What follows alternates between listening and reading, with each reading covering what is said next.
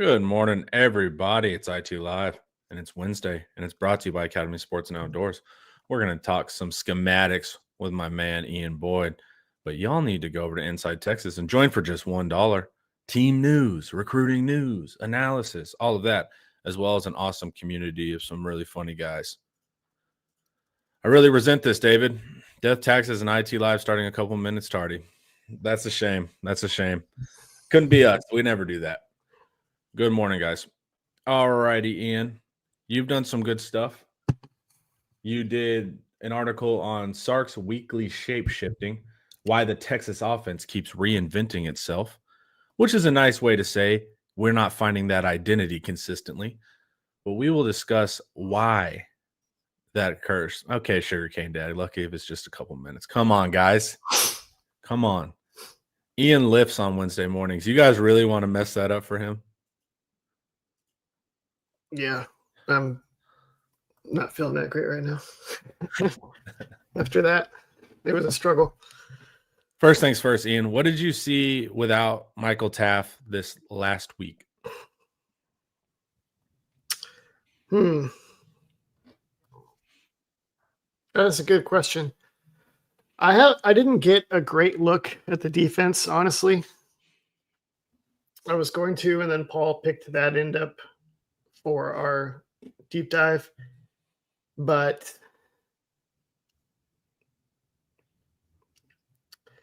I don't know. I'm not sure. They definitely had a lot of problems with picking up crossers from different formations. And I don't know if that was a deal where they couldn't get on the same page and they were making mistakes, or if they are if that was just going to happen anyway, you know. Our depth in dropping was off. We did a defensive film study. They'll come out later today too with Drew and Jet, and they point out the safety being in the wrong spot for the crosser, taking the cheese on under routes, opening up the window for those backside crossers. So I would think Taft wouldn't have made that mistake. Either he wouldn't have let the other person make that mistake, or he personally, if he was in that spot, wouldn't have made that mistake. So I think there were some issues with depth or biting on underneath routes that you shouldn't bite on, those kind of things. So I do think he was missed in that regard. They had a couple problems. It's a lot to get into. They had problems with having linebackers that seem to be responsible for the deep cross, which is they didn't defend it well, but that's also something that's like you kind of just want to avoid that so you don't have to worry about defending it well because it's hard to do. And Mississippi State had some route combinations that seemed designed to distract Texas's safety so that he couldn't pick up the crosser for the linebacker. Mm-hmm. And then they had a lot of problems playing zone with the nickel and Chapin just toying with Littleton with his eyes. And they probably should have played Littleton in more man coverage, but I think they were afraid of getting beat over the top doing that. So it was a bunch of cover three beaters. Yeah. Going on the defensive film study. Like it was a mix of, they have really fast guys. Chapin had a good game. Their offense is made for that, and they schemed well. So it's also credit due to Mississippi State as well. Can I also say, sure, that in the beginning of the year, I said, I don't think this secondary is going to be as good. I don't think it's going to be quite a championship secondary, but we'll probably only see mild glimpses of that in the regular season. Against spread teams. And we probably won't see it in a real clear way unless we get into the playoffs and face higher level spread passing teams, because there aren't really on the schedule except maybe Oklahoma, but probably not. Maybe Mississippi State and maybe Ohio State if Julian Sayin is ready. Well, Sayin wasn't ready, and Ohio State just ran the ball. Oklahoma sucked. As they do. And Mississippi State threw for almost 400 yards. Yeah. So everybody that gave me crap in all of September and August or whatever. They did not welcome that take with open arms, Ian. They did not. And so far it has played out exactly like I said it would, Connor. Yeah. Is that fair to say? Yeah. Exactly. Yeah. Um, Yeah, I remember that one. To me, man, just losing a Baron and a Makuba, it's like, come on, man, that's tough. But no, to be fair, no one was hearing anything that could be potentially negative. Number one, baby, preseason number one. and you know what's funny is that as negative as I was, um, I did not anticipate that the offensive line would absolutely crater like this. Yeah, that. The main point of this article and the main theme of the season. Yeah. How do we cover Vandy's tight ends? Plug in where appropriate. We're not going to talk. I don't think we're going to talk a ton about them, so we might as well just hit it here. I was about to say this is not where it was appropriate, Connor. Well, where are we going to talk about it? I don't We know. don't talk. We're not even. We don't have the defense scheduled today, so I was going to say, look, Stowers is good. Stowers the top 3 tight end in the game, so he'll get his. But he's having problems staying upright versus Missouri. Kept slipping all the time. But what do you do there? Because they play 3 guys. One of them is more. I think Cole Spence is the main blocker. Stowers is receiver, and then there's one more that I can't remember off the top of my head that does both. But what do? You match him up with Jelani? Who do you put on the tight ends, particularly Stowers? I think you want to play man on him. You want to play man to whatever side of the field he's on, so that your guy doesn't have to try to take in too many things with his eyes, because they have a gazillion plays where Stowers will appear to be blocking or appear to be doing one thing, and then he'll slip out on a route, and Pavia will wait till the last minute to find him and look at him. So there's it's very deceptive, and Stowers does legitimately block a lot. So it's not like an obvious cheese trap. Yep. When he leaks out, and when he does leak out, he's like a pretty elite athlete as a tight end.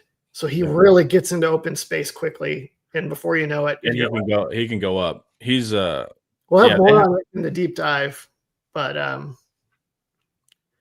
I think you play somebody good in man coverage on him, and so you're a little less likely to get fooled by his deceptive play action plays. Arch got pulled over, so he's cleared phase 1. It is interesting to be like, well, if you can drive, you can do that. But also, just imagine being Arch Manning, living in that fishbowl, dude. You get pulled over, and now it's all over Twitter. That's got to be an exhausting existence.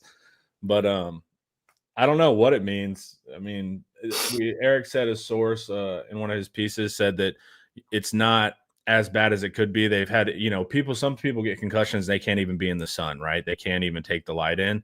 He doesn't have that level, which is good. But so it's not that extreme, even though it looked pretty damn extreme.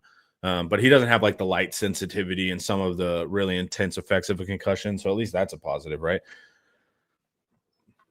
It seemed like he had the kind of concussion where, like, in a fight, the dude would be like trying to grab somebody's legs or like doing whatever he could, because he knows if I just have a minute, maybe I can recover and get back in this. I saw a video of him like after the game. Yeah. So he's either really good at faking being okay, or it wasn't that bad, or some of both. Yeah. We'll talk about that later. It's definitely possible he could be cleared to play. All right. So we see a different Sark offense, a different emphasis on we run all schemes. Texas runs all schemes. And so they'll hone in on those schemes specifically and make the offense feel different game to game. And then, versus OU, it's like, well, why don't we just run outside zone versus Mississippi State? Why don't we just run spread now, drop back spread? It's always something different, right? So what's your opening thesis here, my good man?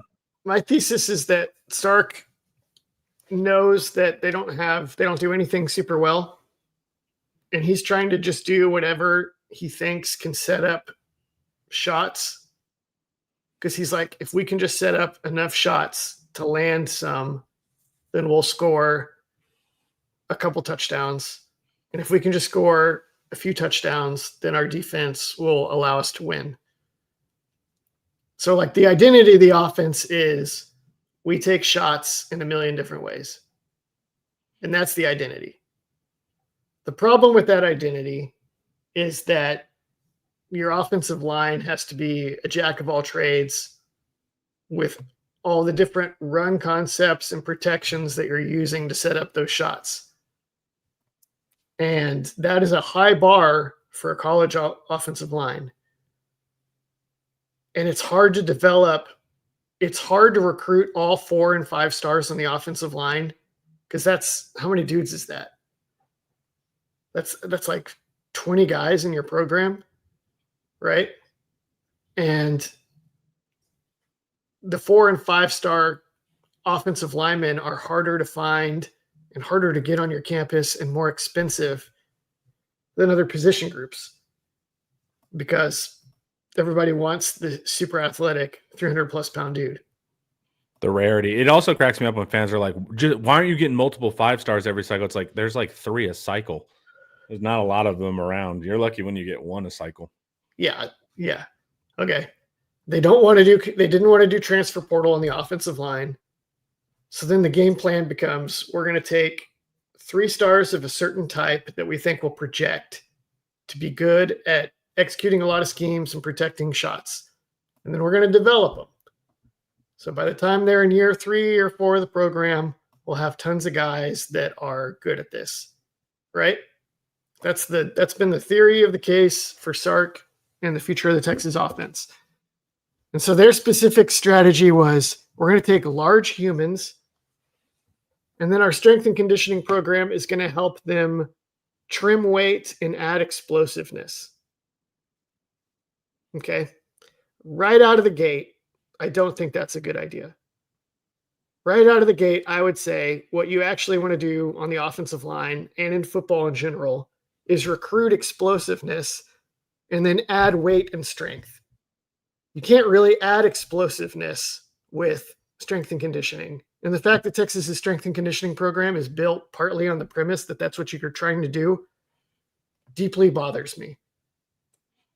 Because it's explosiveness is predominantly a genetic trait, and right. you can improve on the margins, and you can improve on your form, and you can do little technique things that will improve it. But as far as taking a non-explosive athlete and turning them explosive, doesn't exist. I feel like Flood knows this too. So it's interesting to me. I wonder what him and Becton think of each other. And if Flood is fired, I wonder if somebody can get a hold of him and ask him what he thinks of Becton. So that's not great. That's not a good match. Okay. Additionally, if you're trying to teach an offensive line to execute a wide variety of protections and run schemes, that's a mental load for sure, but that's also an athletic load. That means you have to be good at a large number of different things in terms of your coordination and your athleticism. Yes, Stephen Houston, he gets it. And in my opinion, the interior offensive line is like one of the ultimate test cases of a program's strength program, off-season program, and overall culture. To me, culture positions are like interior offensive line, linebacker, tight end. Guys where it's not even so much about having freak athletes. It's about having strong dudes that know what to do and understand what they're doing and are tough and physical. And Texas actually done pretty well 2 out of 3, but the interior line has been a complete fail, right? And so because of that, there's no like real identity for the offensive line. Most programs would say, even a program that wants to take a ton of shots in the passing game like Texas, they're going to know, okay, we need to be able to run the ball to do that. We need to be able to set up play action, and we need to be able to execute pass protection if we're going to be a deep shot passing team. And so they're going to have a program that's like, how do we identify interior offensive linemen and offensive linemen in general to execute those schemes so that we can actually threaten the defense with the run game and then actually protect the way that we want to protect reliably and consistently. And it's not going to be by recruiting all 5 stars. Pretty much no one does it that way. It's got to be by identifying the right kind of guys for the right kind of schemes that we're going to be good at teaching and developing for. But Texas isn't doing that. They're saying we're not going to narrowcast for specific schemes. We're just going to take big people that are hard to get around. It's like a cheat. It's like they're trying to cheat the process. If we have enormous people like Connor Stroh and Nick Brooks, then it'll be hard to get to our quarterback because they're so big. It'll take an extra second to get around them. It'll take at least an extra second, maybe a half second against the best teams, and then we got them right where we want them. Yeah. I mean, that's a caricature, but seriously. And so this year we have this situation where the infrastructure of Texas's offense completely cratered. And it did it in the year when they finally got the best deep shot passing artist that Sark has ever had at Texas, and maybe that we've ever seen at Texas. Right? I don't think I've seen another quarterback at Texas who can throw bombs as well as Sark, as well as Arch. But he takes over in a year when all the tight ends are young and inexperienced or not that good, except for the guy that got in the portal. And then the interior offensive line craters. And then the offensive tackles are like, okay, not great. Well, it's also because the interior offensive line puts a lot of stress on them too. Yeah.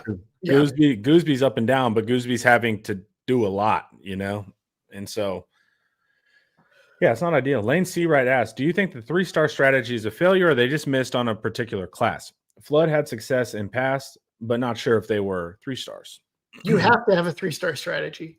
I'm saying that their 3-star strategy is garbage. Their 3-star strategy is get huge people, teach them immutable traits, and then develop them to execute an enormous array of schemes that doesn't allow them to build true competency and strength in any particular system. Yeah, just think about it. You have a limited time in practice. I don't know. Most people haven't seen a football practice, but it's broken down by it can be in 7-minute increments, like the block, there's 50 blocks and you're moving quick. There's no way you can rep inside, outside, all your power, all your counter, your sweep, everything on top of your protections that are tied to that run style successfully enough to get good at any of them in practice. It's too much. That's why you'll see good offensive lines that are we're an outside zone team. We're an inside zone team.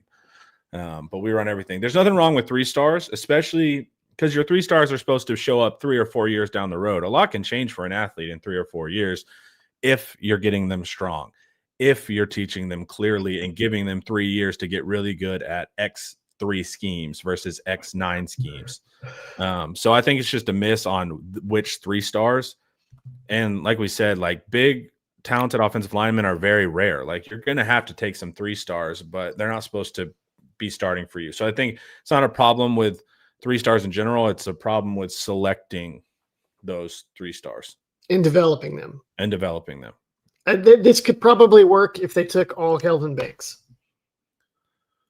And it worked. Yeah.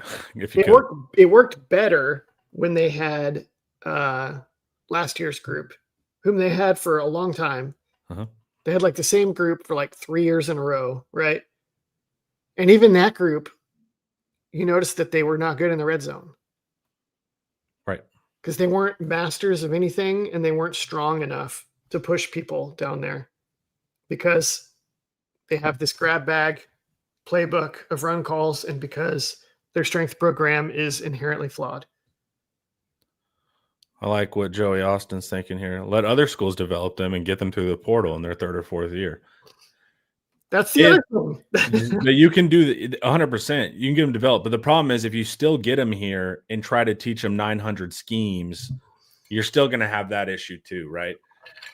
Because if you get them from X school that's known for development, well, what are their schemes running? And ideally, you're trying to bring in receivers of any type that match your scheme, whether it's defense or a receiver or whatever. But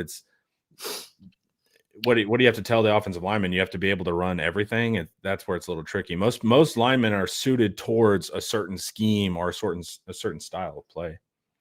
I think this would work better. Oh, better for sure. You could say the same. Like Sark has struggled to develop his high school blue chip receivers to do all the things he wants them to do, but he has not struggled to take talented, developed receivers from other schools and then get them to buy into what he's doing. Yeah. So I think you could probably see something similar on the offensive line if they had leaned on the portal in the offensive line. But I mean, what position you got to develop somewhere. So, or else you can't just buy every position in the portal. Or can you? Well, maybe you can, but I don't know if Sark can. I don't know if Sark's system is very conducive to that. Yeah, can or even has the want to do such a thing. All right, guys, before we keep going, though, we got something from Academy for you. Academy Sports and Outdoors proudly honors our brave military and first responders for everything you do to protect our nation and serve our local communities. We appreciate your unmatched dedication and countless sacrifices. And from October 19th through November 11th, Academy is giving you a salute with 10% off your sports and outdoors purchases at your local Academy store and online at academy.com/discount. Exclusions do apply. All righty, guys. Did you just read that live, or was that pre? No, I read that one live. It was so slow. Were you like grabbing your paper? I'm the first part I have to pull it up because sometimes it's not, the read is hidden behind your article. Yeah, we'll get there. We'll get there. I don't get to do my pre-recorded where I'm like up on the mic, like Red Bull coursing through the veins, ready to rock. All right, so we've identified the core issue, which is offensive line, and then asking that offensive line to do too much. Yeah. But let's look at some specific examples that talk about your point about kind of trying to switch the scheme from game to game, kind of like this NFL style of like you need to game plan week to week, which I don't agree with generally in college. I think you should have 2 or 3 games a season that are like that was game planned, like that work. But to do it every week seems a little much. But you can do it if you have a system that allows for it without overloading the players. I said this in the thread, and I'm starting to make people really annoyed. Lane Kiffin is able to game plan opponents week to week quite a bit. But part of the reason he can do that is because their run game is like, he doesn't do it by changing the system. He does it with tempo and personnel package tricks and spread formation tricks and stuff like that. So he can play to his opponent's weakness without telling his offensive line, this week we're an outside zone team. This week we're a gap scheme team. There's like inside zone and counter every single week. And they do their real game planning and matchup stuff with formations and the passing game and stuff like that. So I think it's possible at the college game, but it's not possible the way Sark is. It's not a great idea the way Sark is trying to do it. What was the evident failure against Mississippi State?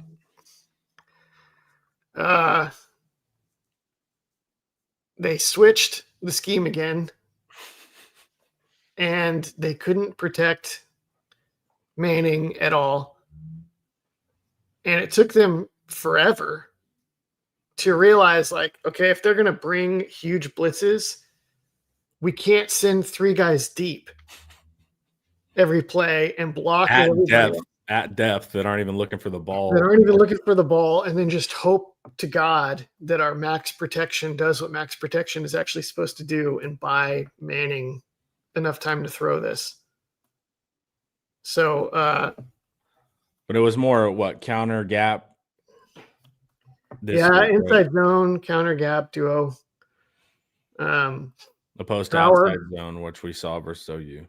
They ran power behind injuries a couple times, which I don't really know why you would do that, except to try to set up play action off of it. Correct. That's what I was gonna say. So the problem is, dude, that like what really makes Sark's offense stall is that it's this pyramid structure, and everything is building towards the shot play. But the problem is we're not able to execute the base of the pyramid. So that makes you stall before you can get to the shot play. And here's what also happened. This would happen with Quinn all the time. They would build the pyramid and then Quinn would miss the shot. So you just all you've done is just like toil and lose and then miss what you were building towards. And so like that's what's frustrating about the offense. This year is very different. It's that we can't even build the pyramid, but Arch will hit the shot, sometimes even with no pyramid base. But when your whole offense is designed to culminate in this crescendo, once or twice every quarter, and you don't hit it or can't get to it, then the offense just kind of crumbles too. That was so well put, Connor. You should have written this article. That was amazing. But yeah, that's what can get cut that for social media as a clip. Yeah, but that's what it is. Yes, that's exactly right. Yeah. Eventually, thanks to Milwee's pinpoint observations from the booth, bird's eye view, really running reconnaissance. He's Overwatch for us up there. Once they got him up there, instead of that obviously incompetent guy Bamonte, who I've spoken to, he's not incompetent. It's a sarcasm. Once they got Milwee up there, Milwee was able to tell Sark, hey, they are getting to Manning before our receivers even turn around to find the ball. So what if instead of asking our terrible offensive line and young tight ends to block, what if we ask guys to go out and run short routes? And that way, if they blitz, Manning can throw the short route. But if they don't blitz, maybe we can still hit the deep shot if there's enough time, because there might be enough time if they don't blitz. They started doing that, and they obliterated Mississippi State. I think it helped that Mississippi State wore themselves out. They did. Both blitzing and with their offensive tempo, which put their defense back on the field a million times. Also, Texas ran their best deep shot play of the season, which is where the defense does the protection, and then the other team's punter throws the ball to Ryan Niblett with his foot. Yeah. That is far and away Texas's best shot play. Yeah. It's bailed them out a couple times now. So that was so snarky. I got out of my own rhythm with that one. You're gonna have to center yourself after the show. I need to center myself. I need to ease up. What were we talking about? So yeah, that worked a lot better against Mississippi State. I think that is a better idea in general this season. I think Texas has stumbled upon a couple things that could be decent ideas. Like, I still think running lots of outside zone and ball control passing is not a terrible idea for this team. I think that spreading teams out and throwing more like quick game and RPOs and just any scheme where you're trying to do everything you can to help the run game and build an identity and build competence and protect the offensive line is going to be better than what they're actually trying to do. I don't know if any of them have the legs to work multiple games because they haven't really developed those competencies, and they keep trying to take these cheat shortcuts to offense. And every week that they do this, they're paying an opportunity cost on what could have been gained by trying to develop competency in something. And we're trying to skip the fundamentals and use scheme or Arch's arm to defeat the whole middle portion of development. Yes. And that's been going on for 5 years too. Like, that's not a new phenomenon. We've always kind of tried to take advantage of the scheme, and Sark does that. He'll get guys open. Sark will scheme you wide open. So we've relied on cheat codes too heavily. Yes. And we're seeing They never developed Quinn Ewers as a true drop back passer. They just found new ways to scheme him up one read shots. Even in the spread passing game, they found ways to scheme him one read shots, like the fake mesh plays and stuff. Yeah, it's concerning.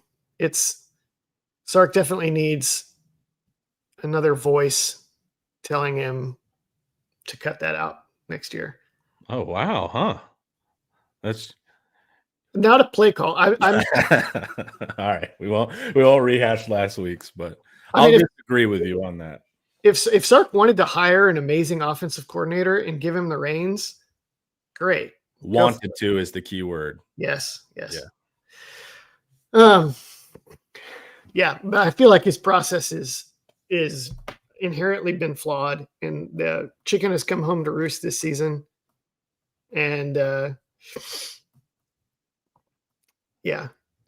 So what will the offense Texas run moving forward? So this week will be a one-off, I think, with Matty Ice, Matthew Caldwell. Big dog.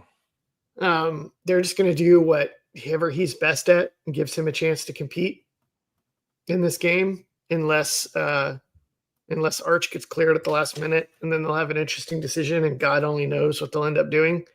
Yeah, I feel so weird about that because, of course, you're like, man, Vandy's good, and you're going to play a second-string quarterback that's looked good, but you just don't know. The reality is you don't know. And then you have Arch, who's up and down, right? Like can have a great game and then not have a great game and then not. Did he turn the corner? Sam Houston State, did he turn the corner? Like we've done this a couple times this season. So, and then on top of that, he's been concussed and not practicing. So you bring Arch out there. There's no guarantee that even with a healthy Arch, there's no guarantee we get something necessarily positive. So it's kind of a tough, awkward situation either way. Yep, it's a tough spot. Sark is going to look.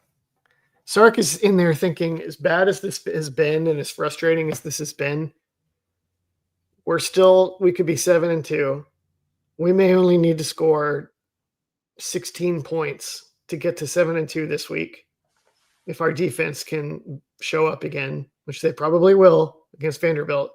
Mizzou played really well against them just for some key plays they lost.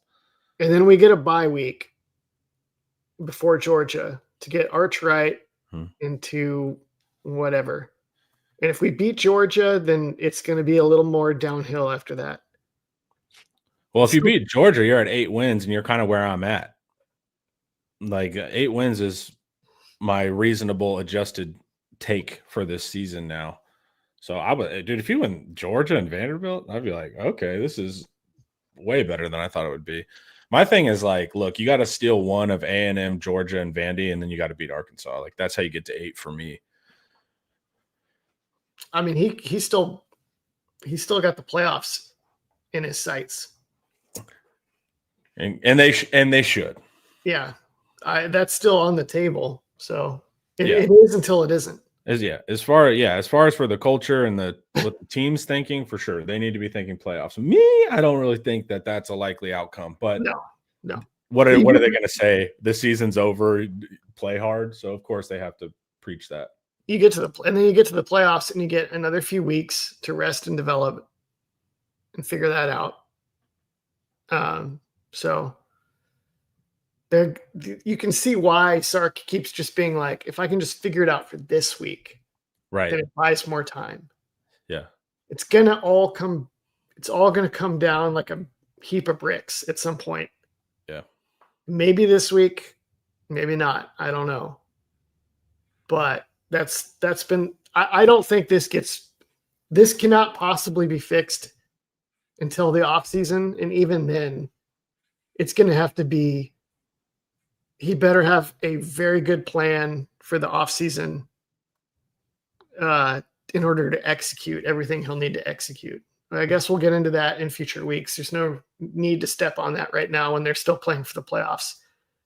But just like bare bones, you're talking about probably a new offensive line coach, Ideally, someone that has a system in mind and a process in mind that can gel with Sark, but who's not afraid to push back on Sark.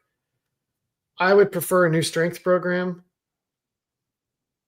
I don't know if they're going to do that, but Well, that's the tricky part because then you get into this situation of like, so there's changes that have to be made, but if you make too many fundamental changes, now you could end up with a development year or a gelling year or a figuring it out year. well, And at that point, you could have 2 years of bad seasons. And with how no. college football is going, The there's next part is you portal in basically the entire interior offensive line. Everybody's been saying for months, like Texas is going to have to get a tackle next year. Maybe not. Maybe not, actually, Connor. That'd be great if they could, but I think you almost are better off running it back with Gooseby and Baker. I don't think Gooseby and Baker are the issue. Yeah, they're not.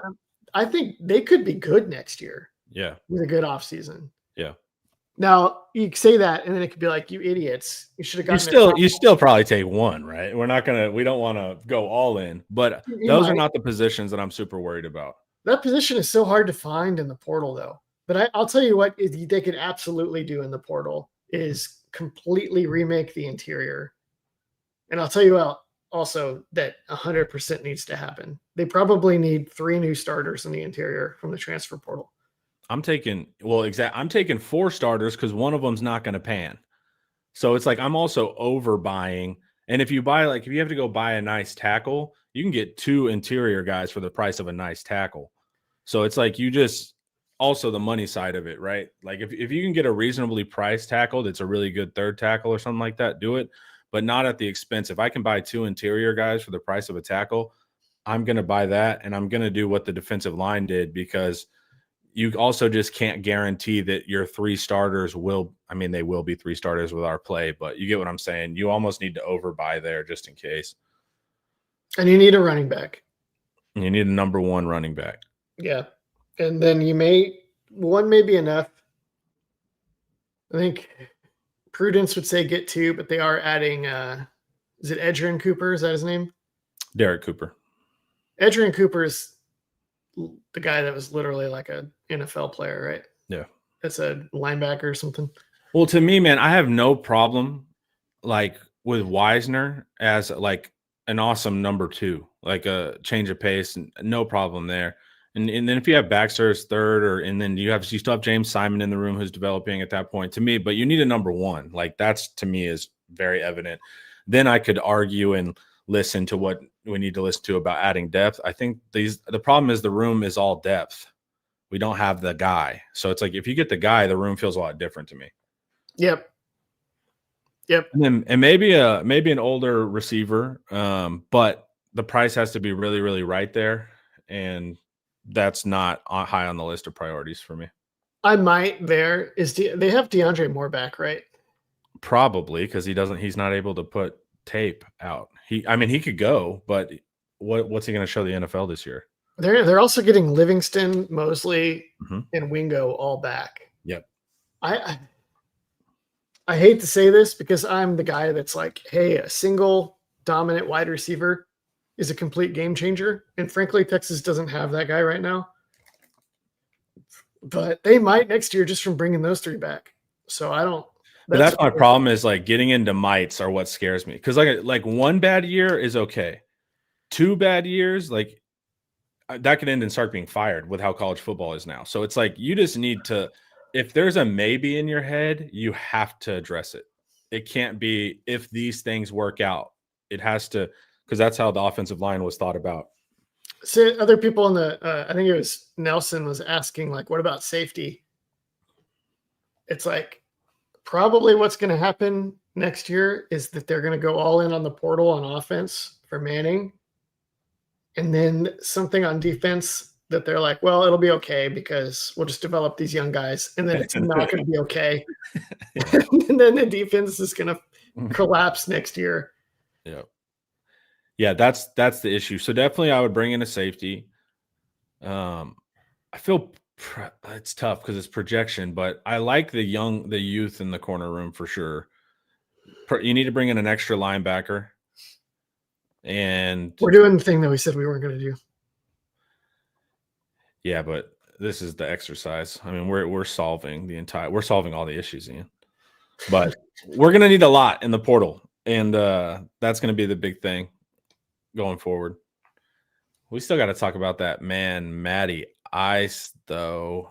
But before we do that, let's hear a word from David McClellan. Big financial decisions don't have to feel overwhelming. There's someone who can guide you every step of the way. David McClellan is a fiduciary financial advisor with Forum Financial, and he's working closely with his clients as a true financial life coach, guiding every aspect of your financial journey with expertise and care. If his name sounds familiar, that's because David was a swimmer at Texas and a member of several national championship teams. Today, he channels that same championship mindset into helping people win with their finances. David specializes in financial planning, and he's contributed numerous articles to Kiplinger on the topic of retirement tax bombs. And right now, David is offering viewers a free intro consultation to assess your financial situation. Do not miss this chance to get personalized guidance from a trusted expert. To schedule your free consult, email David at dmcclellan@forumfinancial.com, or you can call him directly at 312-933-8823. The contact info is in the description. Thank you very much, Dave.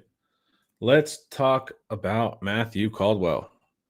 We know in his showings this year, he's been a clutch and looks calm back there, which is really good. He had a nice run, of course, the overtime thing, but he made that really nice throw to Wingo on the backside and breaker versus Florida. He came in when Arch couldn't hit a slant and was just like, throw it like this. So that part's been cool if you can get the gimmies.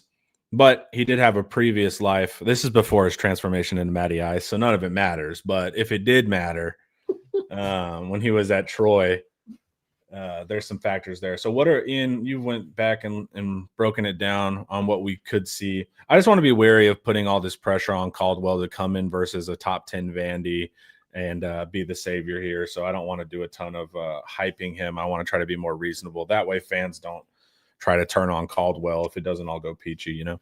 That's a hell of a thing to say after coining the nickname Matty Ice. It's he's an absolute killer. I'm just covering my bases. So what's his ability? Matty Ice's ability is he can make quick decisions and make the right decision, that is, and get the ball to the right spot in the gun option game. So RPOs, he audibled the fade to Mosley. He saw that they were getting one-on-ones outside and said, Mosley, you run the fade, I'll throw it to a spot, and I'll trust you to make the play.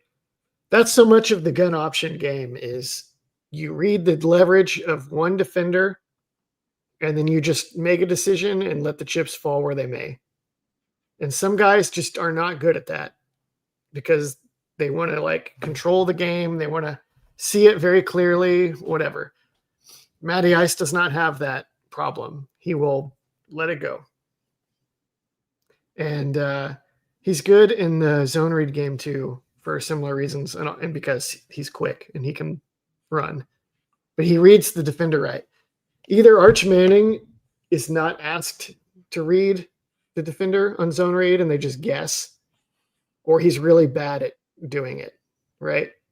Matty Ice came in, immediately made the right read, handed it off. Seen him come in and make the read to pull it, and it's been right. We've seen him at other schools make these decisions and be right. So he's good at all the like if you just want to be a basic spread offense that does all the little things that you can do to get the ball to speed and space and get the ball to where your team is at advantage and then just live that way. I do. That's how I want to live, dude. Well, then he's your guy. I knew it. I think there's a part of this that being forced to use the limitations of a second string quarterback could make this offense move better. It's possible.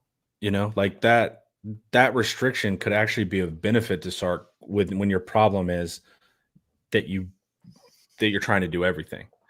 So last week, to your point, they threw a bubble screen and like a slip screen, tunnel screen deal to Wingo. And those two plays were like 2 easy catches for like 150 yards or something, or 100, no, it wasn't that much, but it was like 110, 120 yards on 2 catches. And both those plays set up touchdowns, I think, right? And it's like, it can just be that easy. You don't have to set up the perfect shot to Wingo, although they did set up a shot to Wingo as well. And the shot to Wingo, by the way, they put him in the slot and just told him to run down the field and be fast. Yeah. It was still the same. It was the same thing. Manning figured it out. Ryan Wingo is not really a true receiver right now. He's more of a huge slot receiver or a flex running back. He doesn't understand leverages. He doesn't understand how to attack leverages. He doesn't have natural hands. So he's a big athlete that can hurt you, and you have to use him like that as he continues to develop the skills of a wide receiver.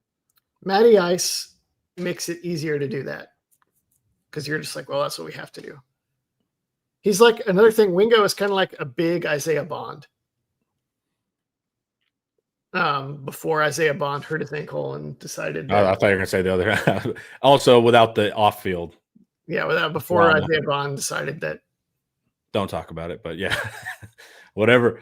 Not that issue, but I get what you're saying. He's got like a couple things he's good at, and if you can just work on those good things, then he can activate. You also, if you'll scroll down, watch this zone play, the first one. Watch this zone play where they run the zone read, and the defensive end plays contain. So they're going to leave the defensive end unblocked. They're going to bluff Jack Injuries around as a lead blocker for Caldwell. You might say, like, oh, if he'd kept that, he would have scored. But the defensive end is in contain here. So he makes the right play to hand off. And then the Trevor Gooseby Connor Stroh double team totally washes down the defensive tackle and the Mississippi State defensive front, which is exhausted at this point. So don't get too excited. But you're playing at advantage. And then the next play he throws to Mosley because Mosley's one-on-one in press coverage. And he's like, so both times it's a quick decision and let's just get the ball to a playmaker in space with a chance to do something with the ball in his hands. Pre-snap or immediate post-snap decision, but not a lot of process. This one was pre-snap. Yep.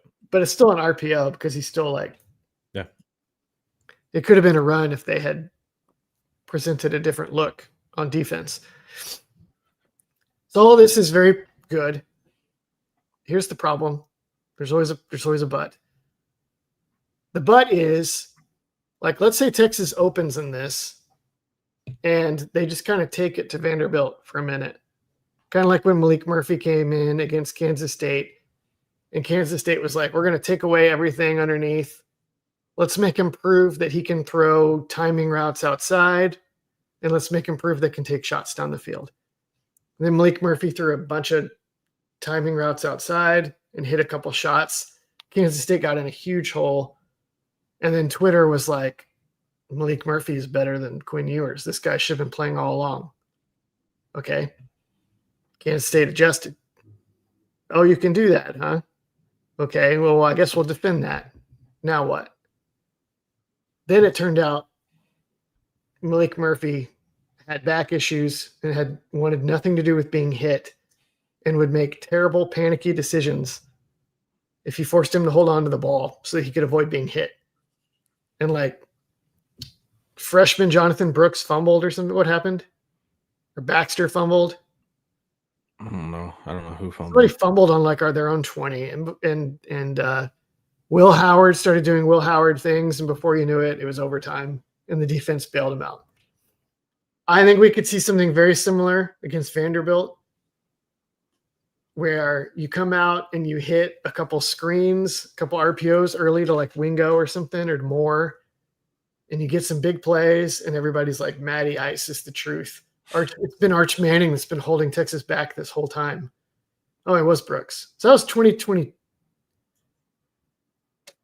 Really? In 2023? We're sure that wasn't Blue. Are you talking the one that was the last Big 12 Kansas State matchup where Sorrell gets the sack at the very end, right, on Howard? Yeah. Yeah, I don't think was Brooks playing then. Yeah, I think he was, but I don't think he fumbled that.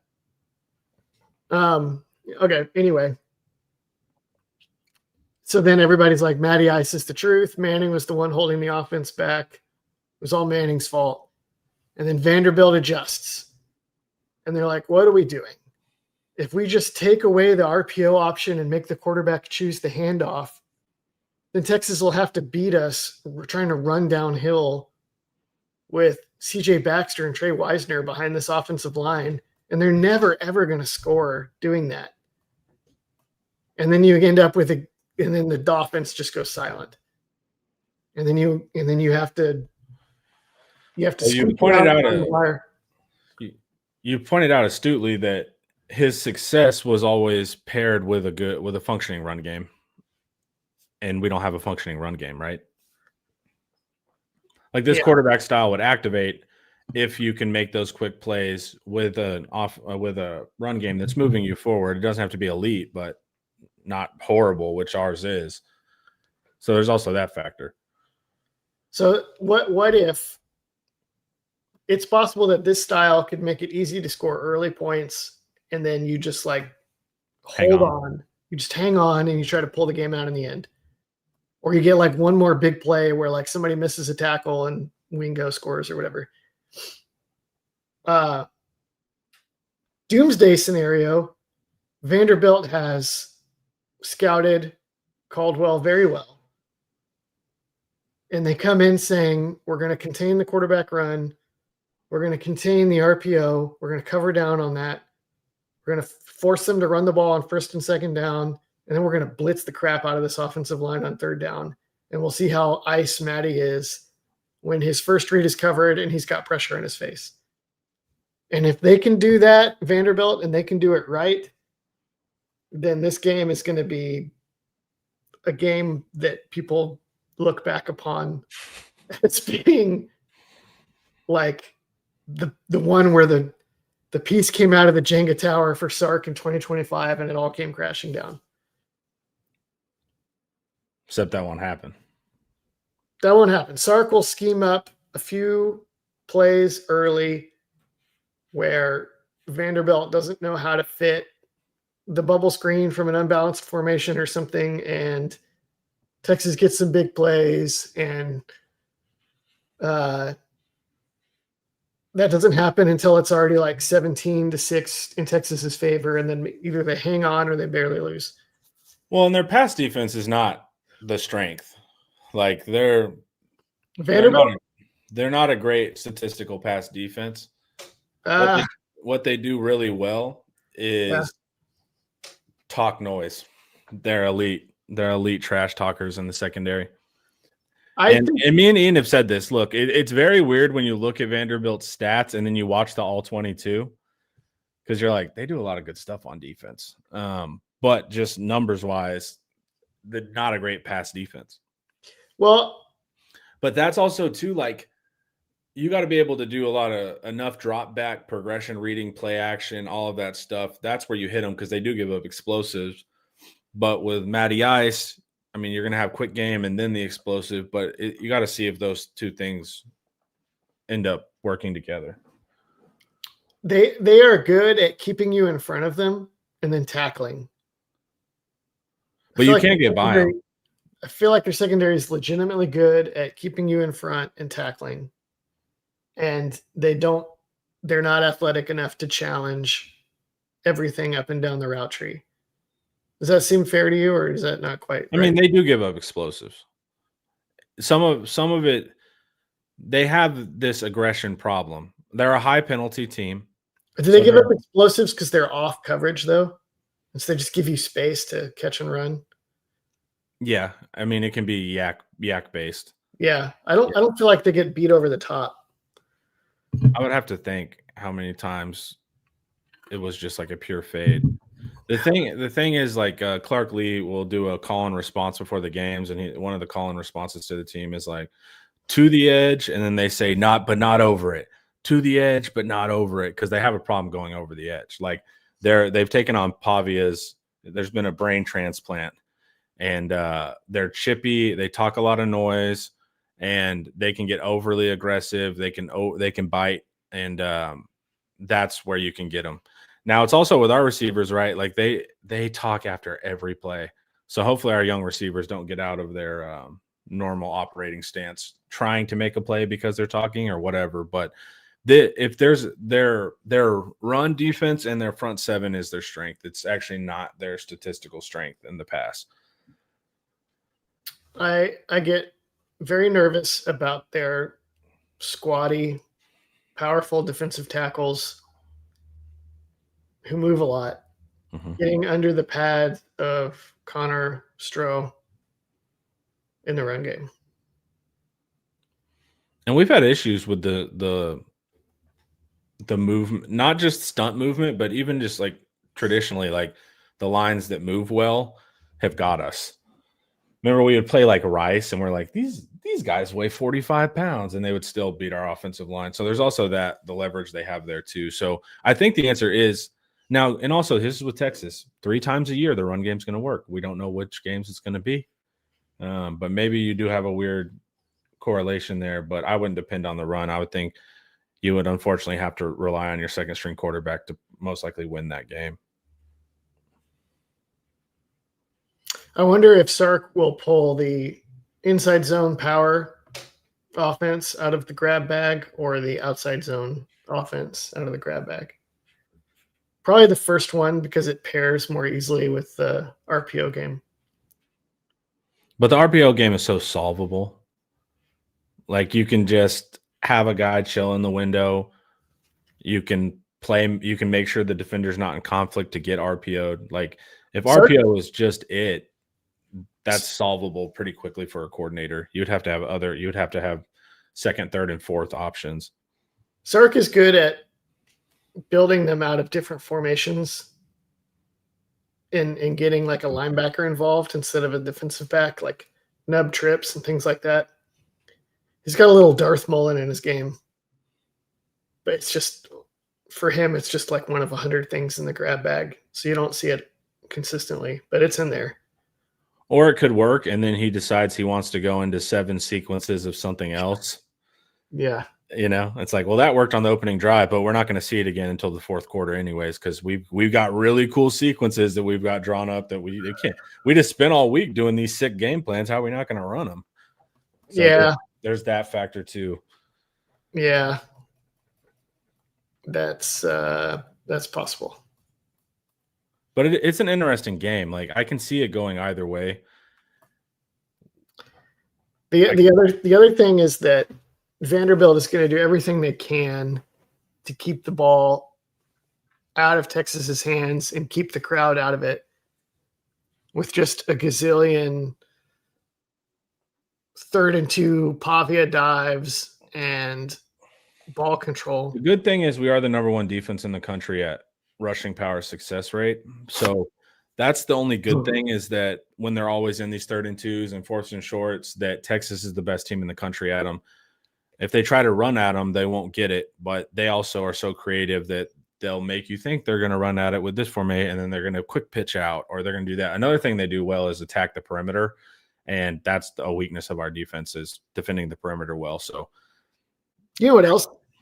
They're for as like power oriented as they are in general, a lot of their running backs are really fast, and their receivers are kind of fast.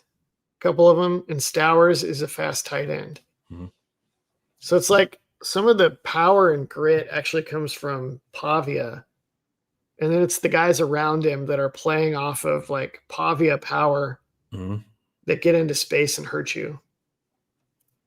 Yeah, their backs can hit some really explosive runs, and Pavia can hit an explosive run, and then Cheryl's a playmaker for them, and then I think it's Trey Richardson who's really fast for them as a receiver. So, yeah, no, It used to be like, look at these cute little plucky guys, but it's like they just have legitimate players now. It's not the same thing. And legitimate players in a scheme that is looking for every ounce of advantage wherever they can find it and create advantage through their personnel packages and all how they line up. It's going to be interesting. Do you think they go with last year's game plan where it was the Quinn screen fest, cover 3, and then blitz the nickel? My thing is you got to be careful with condensed formations versus these guys because they use that just to blitz the nickel every time. The reason they were blitzing the nickel is it auto stops any rollouts. Your quarterbacks will run right into a blitz. So do they force us to stay in the pocket again and stay in a pocket versus a line that can't pass block? Do you think it's a similar strategy or they change it up? Well, I think they'll be game planning for the RPO if they're smart, if they watch the show. Yeah, they can just go watch Troy tape. It's not like he doesn't have tape out there. And they will focus on covering down and defending in the box with 6.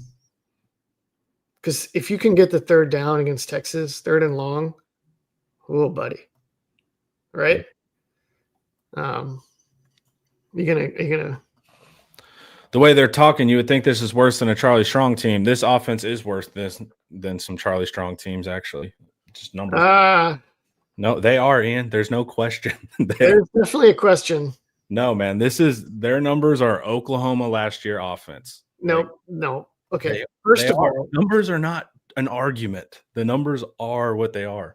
Yeah, they're 45th in offensive FEI. Okay. That's dropping like we were like 6 to start to see. Every game, it's falling and falling and falling. In 2015, they were 86th. Yeah. The FEI dropping and dropping and dropping. You're seeing the end of a season versus a mid-season. That's 86th and 45th are pretty far apart. We'll end up dropping down. Not to 86, no. But all of our situationals, everything from success rate, passing down rate, all of that stuff is in the hundreds. 2016, someone asked, 2016 Texas was 69th in offensive FEI at the end of the year.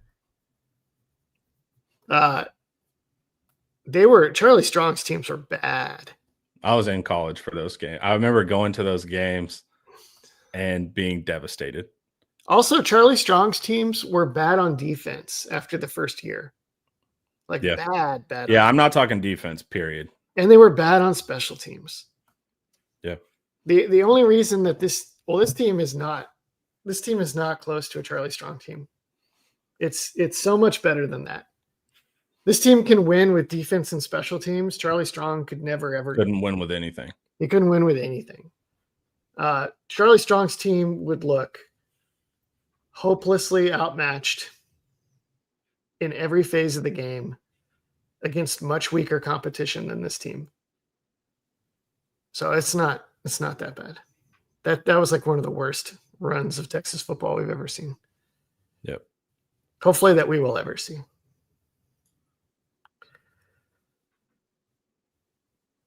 The offensive numbers are worse. What? The offensive numbers are worse. For what? For Texas. Then what? But you have a defense and you have a special teams. We're in the hundreds and everything situationally. So that's where the key sticking point is. Yeah, but they create explosive plays. That's what's saving them. But they're seventh. They're 7th in the country in explosive passing. That's why Sark keeps running these garbage game plans to get these shots. Yep. Because that's all you got. Because that's all he's got. Yeah. So Quentin Pavia. That actually you can do that. Like it's garbage, and we're all going to be furious at it. And Parker Fleming's my guy Parker, his success rate, how bad did we get beat? Chart is going to say that Texas is absolute garbage every week. But you can get to 8 or 9 wins with explosive plays because the single play can make a much bigger difference than you can have loss leaders on 8 out of 10. If we didn't have Arch able to hit deep, yeah, it would be absolutely crazy. But that's what's saving us 1,000%. Well, so this week, what's going to happen? Yeah. You could see the floor fall out. Saying that about Matty Ice, dude. That's crazy. All right, guys. You guys can go to Inside Texas and join for this $1 recruiting, analysis, team news, all of that. Awesome community, everything. Thank you guys for hanging out in the chat. Let's go get this Vanderbilt win. Even after that conversation, let's go get it. This was brought to you by Academy Sports and Outdoors. Later, y'all. Peace.